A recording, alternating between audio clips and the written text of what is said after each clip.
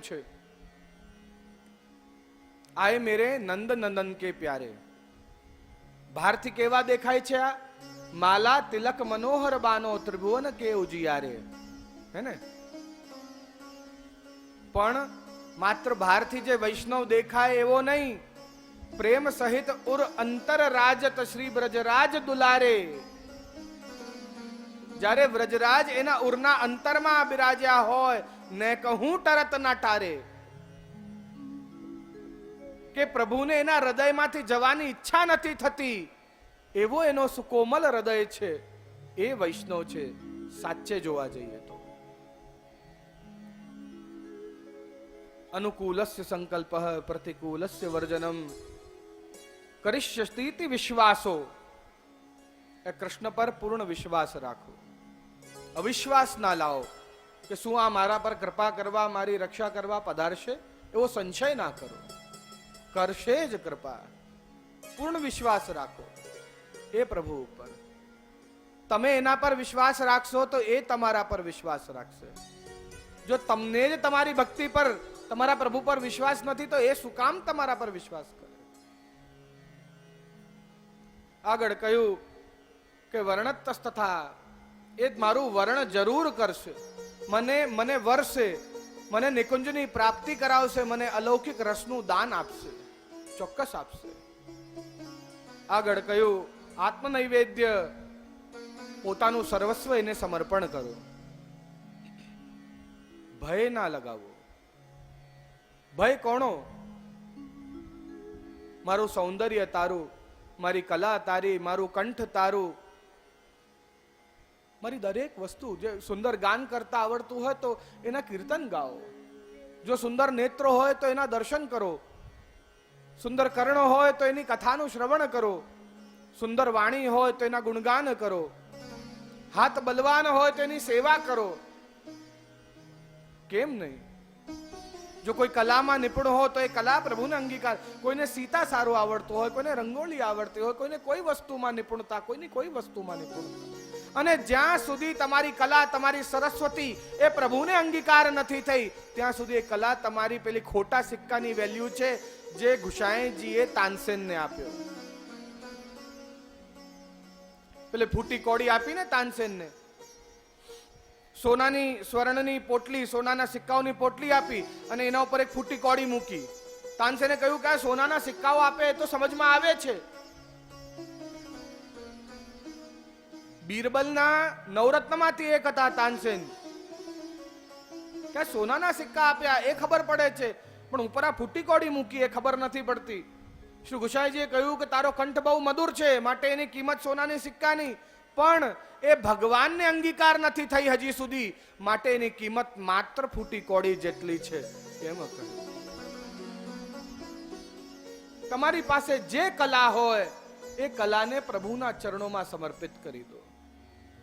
પછી જુઓ તમારું યશ, તમારી કીર્તિ, તમારી શક્તિ કેટલી વધે છે. એ પ્રભુને ધન્યવાદ કરો. આગળ કહે છે કારપણ્ય, જીવ માત્ર ઉપર દયા ભાવ રાખો. જીવ માત્ર ઉપર. ઘણા બધાને જોયા છે મેં, બહુ સત્કર્મ કરે છે. ઉનાળાના સમયમાં એમના અગાસી પર જે બાજુ થોડો છાંયડો હોય ને ત્યાં પક્ષીઓ માટે જલ ભરી રાખે. જીવ માત્ર માટે દયા ભાવ રાખો.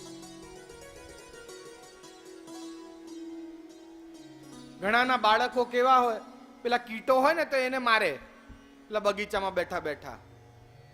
જો એવું કરતા જુઓ આપણા બાળકોને તો એમને વડો, એમને બોધ આપો કે નાના નાના કીટોને પણ મારવું નહીં. આ કઈ રમત કે મજાક નથી, તમે જીવ હત્યા કરો છો.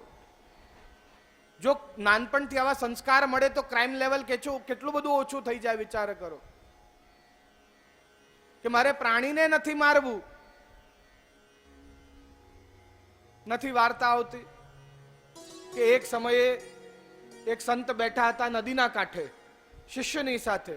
એક વીછી આવીને પાણીમાં પડી ગઈ. સંત એને બચાવવા ગયા તો વીછી ડંક મારવા ગઈ તો એકદમ છોડી એને. ફરી બચાવવા ગયા તો ફરી ડંક મારવા ગઈ તો ફરી છોડી. તો ત્રીજી વારમાં વીછીને ઉપાડીને ભૂમિ ઉપર ફેંકી. શિષ્ય પૂછ્યું, ગુરુદેવ આ તો આપને વિષ ચડાવવા માંગે છે, આપને મારવા માંગે છે, તો આપે એને શું કામ બચાવી? કહ્યું કે આ વીછી કોણ? કે પ્રાણી. તો પ્રાણીમાં બુદ્ધિ કેટલી? કે ગુરુદેવ બહુ ઓછી. તો જ્યારે આવો મંદ બુદ્ધિ પ્રાણી એનું કર્મ છોડતો નથી, તો હું માનવ મારું કર્મ તો બચાવવું છે, તો હું મારું કર્મ શું કામ છોડી દઉં? આપણે આપણું કર્મ ના છોડવું. વિનકે મન કી વે જાને મેરે મન જગદીશ. સામેવાળો માણસ ગમે તેવો હોય, પણ આપણા હૃદયમાં જગદીશ છે. આપણે ઉપર જઈને એને શું જવાબ આપીશું એ વિચાર કરજો એક વખત. તે મારી જોડે ખોટું કર્યું એટલે હું પણ કરીશ જ. ઘણા બધા હોય એવા, મારી સાસુએ મને ત્રાસ આપ્યો ને એટલે મારી વહુને હું ત્રાસ આપીશ. પણ કેમ? एक चेंज लाओ समाज के अंदर, एक नया विचार फैलना चाहिए. वो बदलाव तुमसे क्यों ना शुरू हो? आज हमें चेंज लाविए, કંઈક જુદું કરી બતાવીએ, ભક્તિના માર્ગે ધર્મના માર્ગે ચાલીએ. આજે તમે એમ માનો છો કે આ મારો પુત્ર છે, આ મારો ભાઈ છે, આ મારી સાસ છે, આ મારી માં છે, માટે ઝઘડો થાય છે.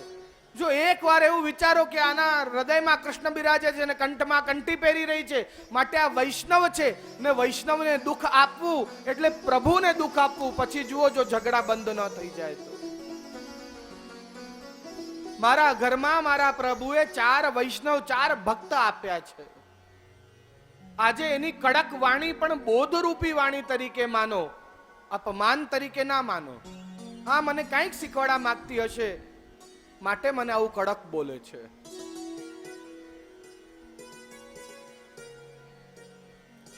એક વાત સાચી છે કે અત્યાચાર સહન ન કરવો, એના ખિલાફ અવાજ ઉપાડવી બરાબર છે, પણ તે છતાંય કારપણ્ય કરુણા ભાવ તો હૃદયમાંથી ન જવો જોઈએ. ભય નથી, નિર્ભય થઈને રહેવાનું છે. કોઈનાથી બીવાની જરૂર નથી. વધારે વધારે શું કરશે? મારી નાખશે ને. પણ જેને મર્યા પછી પણ કૃષ્ણ મળવાનો હોય એને તો મરવાનો પણ ભય ના હોવો જોઈએ. એટલો વિશ્વાસ એ પ્રભુ પર થઈ જવો જોઈએ કે મને તો મૃત્યુનો પણ ભય નથી. અને એ જ વાત અહીંયા સ્પષ્ટ કરી બતાવી છે. સુખદેવજી પરીક્ષિતને 7 દિવસમાં મૃત્યુનો ભય કાઢી નાખ્યો. 4 વસ્તુ ઉપર આખી ભાગવત ની રચના થઈ છે.